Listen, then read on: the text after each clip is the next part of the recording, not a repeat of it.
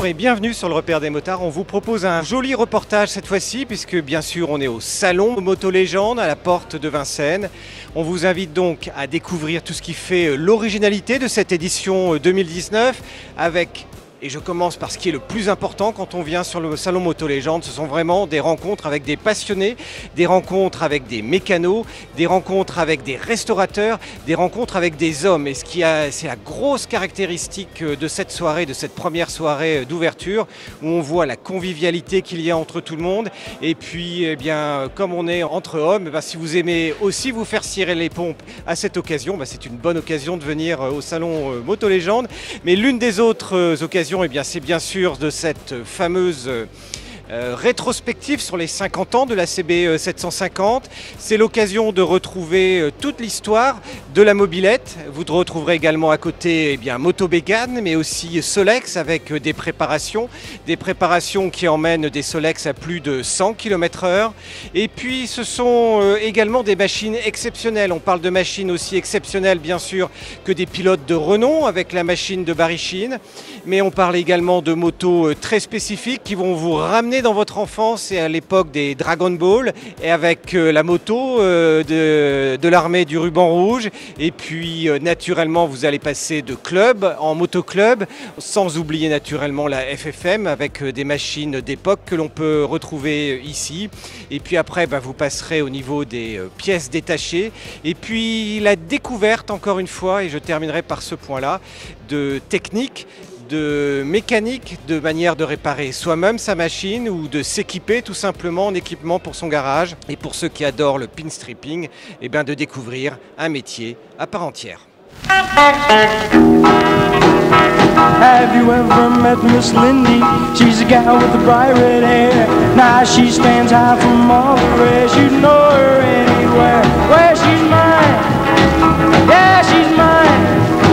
Well, I love that little girl with the bright red hair.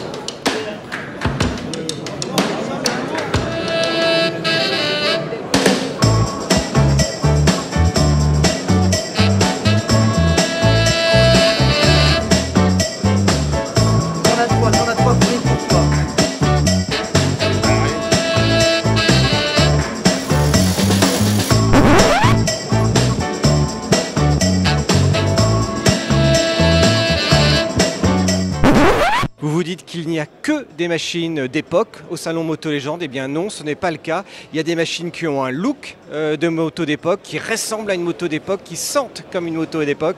C'est comme la pub Canada Dry, ce n'est pas toujours le cas. Et je vous invite à découvrir tout de suite une moto trial un petit peu extraordinaire. Et au travers de cette moto, une histoire, l'histoire d'un homme et d'un pilote. Pascal Couturier, enchanté. Vous avez été pilote au Japon et vous êtes aussi l'heureux constructeur de cette moto. Vous m'en dites plus? C'est une moto Bécane Z57 de 1957 d'ailleurs. Donc c'était un 175 moto Bécane avec à l'époque un gros cylindre, c'est-à-dire que le moto Bécane il y avait un cylindre fin et un cylindre assez gros, donc qui était un peu plus rare, donc ça refroidissait théoriquement un peu mieux. Donc c'est un moteur qui est un moteur 4 temps, qui est lubrifié par barbotage, donc il n'y a pas de pompe à huile. Donc c'est un peu sommaire mais qui marche bien, donc comme quoi les Français à l'époque faisaient aussi des bonnes motos. Et puis après il est monté, on augmente la cylindrée à 200, donc en gardant la même course mais il monte à 200. On met un allumage électronique Kennedy dessus. On travaille un petit peu l'embrayage aussi, les rapports de boîte sont un petit peu... Il y a quand même un gros travail, mais puisque ça se faisait à l'époque, on repart à peu près sur les mêmes bases. Donc en fait finalement on n'invente rien. Notamment au niveau moteur, on n'a rien inventé, on a refait un petit peu, il y a un petit peu les arbres à cam aussi, quelques petites choses. Là, il y a plus d'un an de travail. Plus d'un an de travail entre trouver les pièces avancées. Et puis après, il faut aussi l'essayer parce qu'en fait, ce qu'on ne se rend pas bien compte, c'est que c'est une moto assez performante dans sa catégorie. Il faut faire des essais. Bon, ça c'était plus ma partie. Mais essayez, on change, on adduce juste un petit peu, on joue sur des détails et donc ça prend quand même du temps effectivement. Donc, puis après c'est un grand plaisir, hein. Évidemment on ne fait pas ça sans passion, sans plaisir. Vous pouvez faire une moto bécane à 4 000 €, vous faites une belle moto bécane, hein. Franchement c'est jouable. Là il y en a pour, à mon avis pour le double, je n'ose même pas le calculer, puisque là il y a quand même certaines pièces, notamment la fourche, où il y a vraiment des pièces chères, le moteur il y a eu un peu plus de travail que prévu. Pour se faire plaisir, pour rouler en sport mécanique, c'est vraiment un tout petit budget, quoi. Le salon Moto Légende, ce sont aussi des préparations, des motos d'exception, des motos qui vont vous ramener dans votre enfance. Ici, on va vous permettre de découvrir une moto d'exception, une moto qui va vous ramener au Club Dorothée, une moto du ruban rouge, une moto de Saiyan et de Super Saiyan, la moto de Sangoku, avec les boules de cristal. Tout de suite. Comme souvent, j'ai un client qui me contacte, bonjour, j'ai des idées, voilà, je sais pas trop quoi la moto encore, mais bon, moi je suis un fanat, Dragon Ball Z, machin, oh là là, ça me ramène, tu sais, à l'époque de mes enfants, de mes filles, tout ça, bon bref. J'ai dit, écoute, oui, allons-y, on verra quoi. Donc on se rencontre une fois, on se rencontre une deuxième fois, puis après je lui dis, vas-y, je cherche un brelon, et puis alors c'est un fanat des VFR, des moteurs comme ça, et du coup il me ramène un RC 46, un vieux VFR, et puis il me dit allez gaz, on y va. Du coup je lui dis bon allez, on tape dans la butte, j'enlève tout, et puis je démonte les trains carrément, tout le train avant, les trains arrière, j'enlève tout, et je laisse que le cadre et le moteur. Et je suis parti à partir de ça. Je voulais que cette partie qui est formée en fonderie, qui est en masse, dans la masse, et cette partie qui est en extrudé, elles n'avaient pas la même couleur. Donc en fait, j'ai voulu que ce soit exactement réparti. Donc il a fallu poncer et frotter avec des brosses spéciales, tu vois, pour ramener l'aluminium exactement dans les mêmes teintes. Et ensuite le vernir pour pas que ça... Parce que l'aluminium avec l'oxygène, il s'oxyde et il va se piquer au bout d'un moment. Donc en fait, ça c'était un gros travail. Sous ce tube-là, j'ai ramené toute une partie technique. Ici, j'ai ramené la clé de contact. Donc le gars, il met son contact. Et ici, il y a le bouton de démarrage de la moto. Brang, il démarre son moteur. Ici, je lui ai mis le réglage du ralenti. Ici, je lui ai mis son starter quand il démarre le matin. Ici, je lui ai mis la boîte à fusible. Donc, c'est un peu caché par tout ça. Mais ça lui évite, quand il est sur le bord de la route, le fusible, il vient péter au lieu d'aller démonter la moitié de la moto pour changer le fusible. C'est vrai sur les motos d'origine aussi, hein. C'est pas souvent sous la selle. Donc, il l'a ici. Et ici, là, je lui ai mis une prise USB, s'il veut, une double prise USB, s'il veut brancher son téléphone ou son GPS, etc. Voilà, il peut le brancher. Et là, ici, c'est sa mise en route de l'éclairage. Et ça, effectivement, la petite turbine, c'est factice. Et du coup, le client, il m'achète les pièces. C'est lui qui achète les pièces. Du coup, je suis ses mains et lui, c'est la tête, en fait. Et franchement, j'ai un peu plus d'1 an de travail. Alors, c'est pas tous les jours, bien entendu. Mais si je peux ramener ça, il faudrait quand même 1 à 2 journées toutes les semaines dessus pour arriver à ce résultat-là, quoi, quand même. Il faut compter, comme elle est là, ça coûte 23 000 €. Terminé. Tout bien, et plus 800 € d'achat, je crois qu'il avait payé 800 ou 1000 € d'achat, je ne sais plus combien au départ. Donc tu vois, bon, ce qui me semble, somme toute, vu la qualité de prestation, bon, et ce qui se passe quand on voit certaines marques à 20, 22, 23, 24, 25 000, bon, pour un modèle unique, pour une moto unique.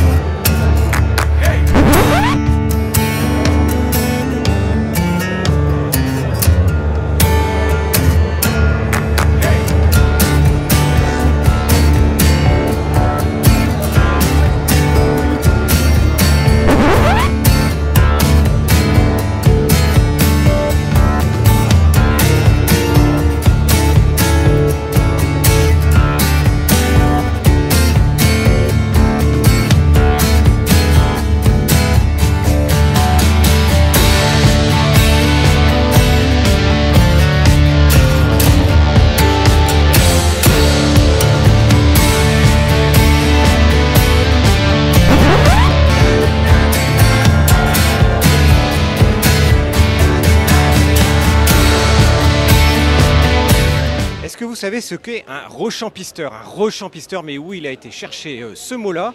Eh bien, c'est tout simplement surprise. Vous connaissez sûrement l'autre mot qui est utilisé fréquemment, le pinstripping, c'est-à-dire faire défiler sur une moto. C'est une technique très ancienne, une technique qui demande vraiment un métier d'artisan, qui s'apprend pour arriver à faire un filet en un passage sur une moto, qui demande des années pour être bien fait. Et on sait très bien que le pinstripping et ce rechampistage sur les réservoirs, notamment pour faire un filet sans relever le pinceau du réservoir, prend du temps, c'est très difficile, on n'y arrive pas. Il y a ici une méthode beaucoup plus simple pour le faire, avec un stylo magique. Je vous emmène. D'accord. Et donc, qui a inventé ce fameux stylo? Monsieur Beugler. Et vous, depuis combien d'années vous vendez dans les pays? 1985. Mon premier rétromobile, c'était février 85. Est-ce qu'il y a quelque chose qui a évolué pendant toutes ces années? Non, c'est le même produit, il n'y a pas de différence. Et il marche toujours aussi bien. Hein. Est-ce que vous pouvez l'appliquer à n'importe quoi?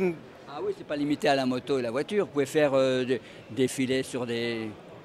Par exemple, vous avez des moulures. Vous pouvez faire, là par exemple, vous voyez, l'exemple, c'est un filet sur imitation Jointex sur un bateau style Riva, bateau à voile. Vous voyez, on fait ce qu'on appelle la fausse pierre dans les cages d'escalier, l'imitation des joints-pierres. On peut faire un encadré de meubles, comme là-haut. Les femmes qui font de la peinture sur soie, en mettant de la gouttasse, sur céramique, en mettant des oxydes de cadmium, oxyde de fer, oxyde de magnésium. Vous pouvez également faire, pour les plaques réfléchissantes ou les bandes réfléchissantes, mettre du vernis de scellement qui empêche l'eau de passer derrière. Voyez, il y a beaucoup d'applications. Et donc voilà, vous avez ici une fois monté et on voit bien la peinture qui est au bout. Et puis notamment un tout petit système de roue crantée. Et c'est cette roue crantée qui va vous permettre en fait sur une feuille blanche d'arriver à tirer un trait droit. Et je vous assure que si vous prenez un bic pour prendre un trait droit sur une feuille, vous aurez du mal à faire un trait droit. Avec ceci, c'est super simple. En 30 secondes, vous le faites de façon parfaite. Vous avez aimé ce reportage sur le Salon Moto Légende? Eh bien, je vous invite à retrouver nos anciens reportages, mais également les prochains reportages que l'on va faire. Je vais vous proposer également de retrouver tous nos essais, des essais d'anciennes comme on peut en faire, mais surtout tous les essais des nouveautés 2020 que l'on a déjà commencé depuis 2 mois. Et les essais vont s'enchaîner quasiment toutes les semaines sur le repère des motards. Et puis, je vous dis surtout rendez-vous à très vite pour de belles surprises. Donc, si vous n'êtes pas encore abonné à la chaîne et si vous la découvrez aujourd'hui, je vous invite à cliquer en bas à droite et puis à nous mettre un petit pouce vers le haut si vous avez aimé. D'ici là et d'ici la prochaine édition et le prochain reportage, je vous dis à très bientôt. Ciao!